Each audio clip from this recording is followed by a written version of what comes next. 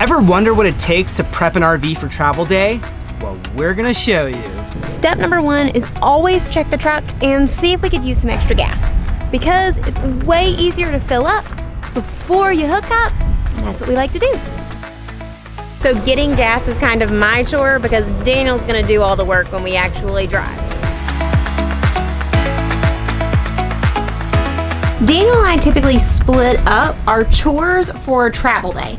Daniel does the things that are outside and I handle the inside stuff, but some of the things that I have to do inside affect the things that he can do outside. For example, dishes. Having dirty dishes in the sink is pretty normal for RV life because guess what? These are our dishwashers. On travel days, it's critical that all the dishes are washed. It's one of the first things because until they are, Daniel can't dump the tanks or turn off the water. So, gonna knock that one out first.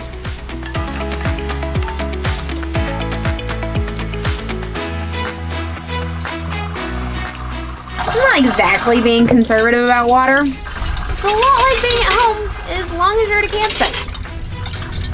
Everything changes when you start boondocking. Speaking of that boondocking, if you are interested in how washing dishes or pretty much just living RV life is without hookups, make sure to subscribe to our channel because we're gonna be doing a boondocking weekend and you won't wanna miss it. Now that I'm finished washing the dishes and all that has to be done is for them to be put away, Daniel can officially dump all the tanks and unplug the water. When it comes to the exterior, I try to be as efficient as possible. And one of my tricks is that I have 2 main bins in the bed of the truck. I've got one for all of my dirty things like your sewer hoses and such. Magnum PIG is in there. And secondly, I've got my clean or fresh container as well, where I typically keep my inline filter, my freshwater hose, etc., etc. Now that Lauren's officially done with the dishes, I'm gonna turn off the fresh water. Now what I'll typically do, because I'm using a 0G hose that will expand once you fill it with water, is I slowly release the pressure. That's a trick I unfortunately learned on a previous campsite where... And really, this is a shout out to all of you who recommended the 0G hose and quick release, which makes it super easy to hook up.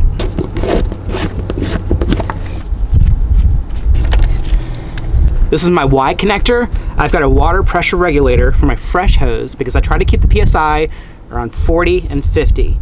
The other side of the Y connector is what I use to flush the black tank. Now this specifically is a 50-foot 0G hose. I've purchased shorter hoses in the past and kind of got screwed because, well, I found out the water hookup was more than 20 feet away. So if you have a short hose, get a longer one, just in case. Now that it's time to move over to dumping the tanks, I'm gonna equip myself with some rubber gloves. Now, I typically would connect this to the other side of the Y connector, which I just showed you, but if I'm being honest, I just forgot. And now that it's off, I'm just gonna connect this directly to the spigot. Here's another little trick I learned. A second or two of gray water to flush the hose. Now I'm gonna dump the black tank.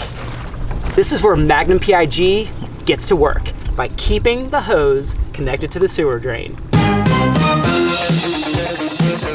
Now that I've confirmed the black tank is empty and nothing more is running out, I'll begin to flush the black tank using this hose here. Normally, if you're just dumping the black tank, everything runs out by gravity, but by hooking it up to the hose, you flush everything out that's left over in the tank. I'll typically run the flush until I see clear liquids coming out of the hose. Dun dun dun! Clear water! Okay, close.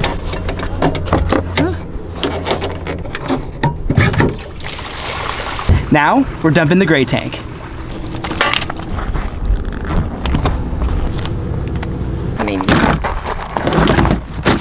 As you can see, there's nothing really quick about this whole process. So we typically try to give ourselves at least an hour to break down and hitch up before we have a checkout time. Catch it. Okay. Now I'm breaking down the poo-poo train. If you'd like to purchase this, it's listed on our Amazon store. You can find the link to our Amazon store in the description.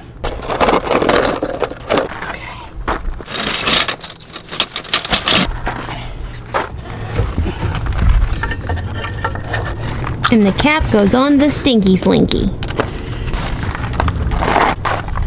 I'm draining any liquids that may be left in the hose.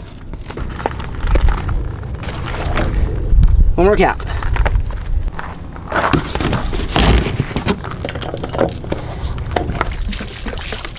I'm using the clean water from Magnum PIG to clean the connector piece. And this is where our little piggy rests while we're in transit.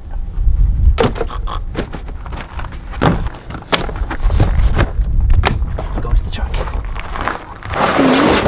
Next thing I'm gonna do is I'm gonna take the lock off of my surge protector. And these surge protectors, if you shop for them, you know they're pricey. So keeping them locked up for 20 bucks or so, definitely recommend. At this point, I can disconnect my surge protector from the tower.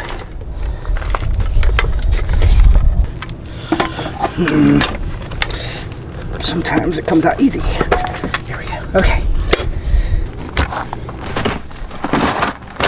I have a bin specifically for the power cord because I keep it in the truck as opposed to in the truck bed.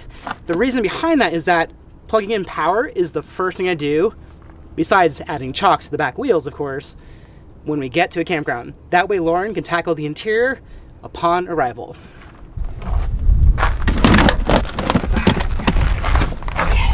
That's my bin. Like Daniel, I also use them to stay organized.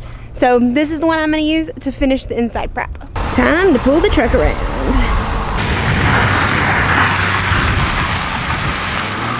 Actually, don't lift the jack up yet. Before you hitch up, it's very, very important to lift your stabilizer jacks. You don't want to raise the front jack without lifting the stabilizers because, well, they'll bend. Do what we do.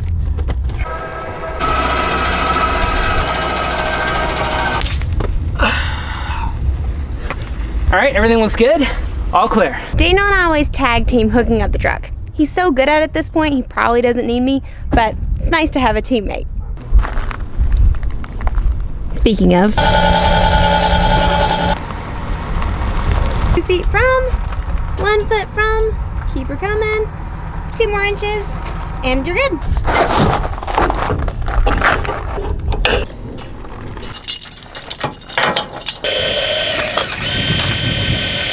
One of the last things I do is add my hitch lock.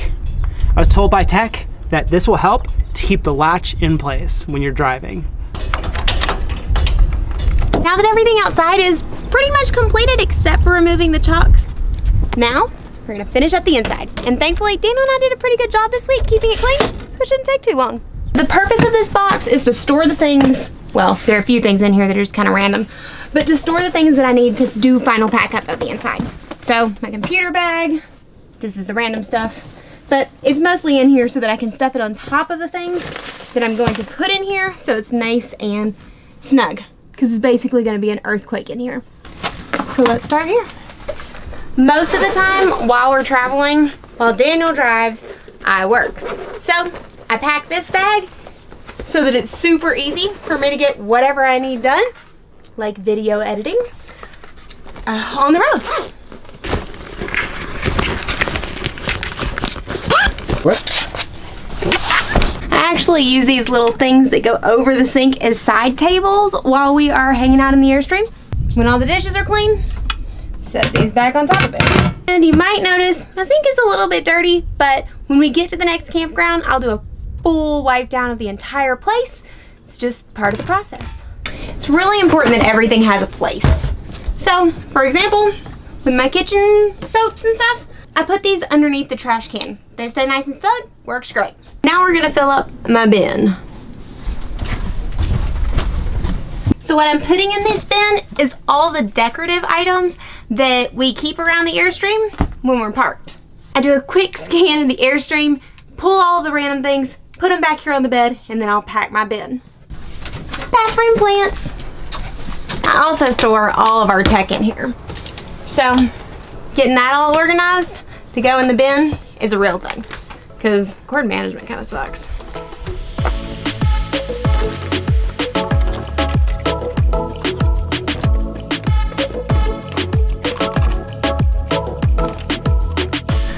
My fruit and onions are always the very last thing that I pull. And I'm just gonna stick them on top of my basket. Remember those random things? Told you I was gonna need some padding. And just kind of stuff it in all the little crevices so that it'll stay secure. And then, here's the real magic. I put this bin in the floor of the bathroom, and it stays perfectly every time.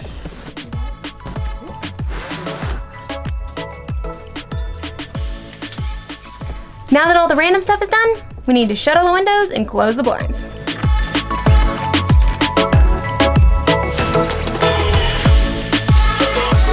Last but certainly not least, making sure that you have towels or something to create some padding in cabinets.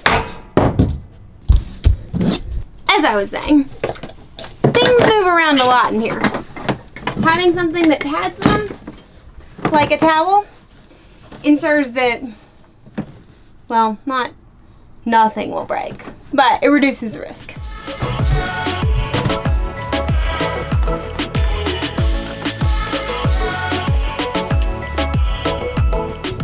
All right, the last thing I like to triple check is the refrigerator, and maybe grab a drink for the road.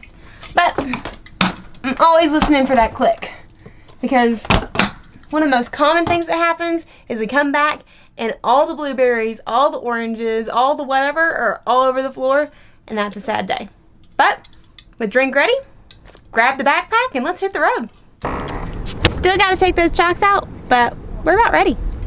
These red things you see here, these are the Anderson levelers. Highly recommend if you don't have a pair.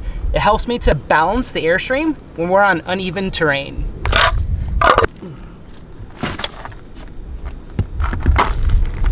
Sometimes I can get the chocks out pretty quickly, but other times I have to back it up a little bit, release the pressure on the front chalk. So now Daniel's just gonna pull back, and then I'll pull these things out. Can you hear me okay? Loud and clear, sir. Okay, backing up just a hair. How about 2? Just 2 hairs. Still further.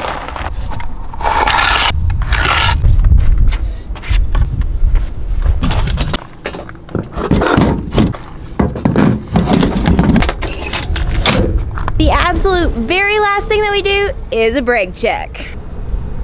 All right, lights are working. Passenger side blinker's working. Driver side blinker is working. Hazards are working. And last but not least, your backup shows up. We are good to roll, y'all. And just like that, we're on the road again. For this adventure, we're headed to Hoover Dam, and we're going to drive over it with the Airstream. Want to join? Subscribe to our channel and hit the bell so you'll be notified when it comes out next Sunday. But until then, make sure to wander local this week, friend. It's good for the soul.